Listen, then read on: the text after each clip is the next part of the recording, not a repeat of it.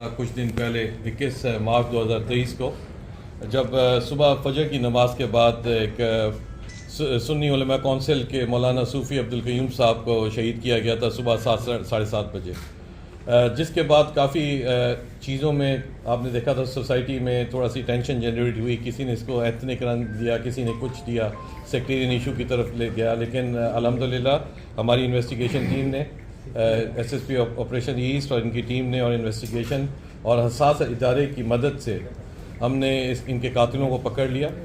اور یہ مقدمہ نمبر ہے 2023 کا، تھانہ گلستان جوہر، جس میں اگر آپ نے سی سی ٹی وی بھی دیکھی ہوگی اور یہ اس پہ کافی زیادہ چلی بھی ہے، جس میں 2 اشخاص جو ہیں آتے ہیں موٹر سائیکل پہ اور ایک مولانا صاحب کو وہاں پہ ٹارگٹ کر کے شہید کرتے ہیں۔ اس سلسلے میں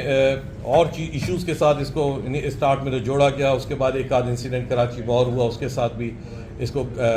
ازمپشن تھی کہ کنیکٹ کیا گیا،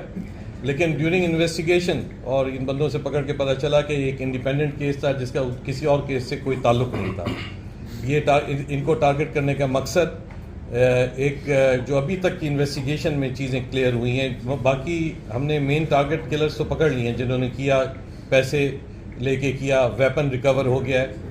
اور اس کے علاوہ باقی بہت ساری چیزوں کی نشاندہی ہوگی، بہت سارے ایویڈنس بھی ہیں، اور انہوں نے ابھی پولیس کے سامنے سارا وقوعہ بھی بیان کیا، کس طرح ہوا، کیسے کیا گیا اور کس کے کہنے پہ انہوں نے کیا ہے، لیکن ابھی مزید اس میں انویسٹیگیشن کی ضرورت ہے، ہم نے ان کے ہینڈلرز کو پکڑنا ہے۔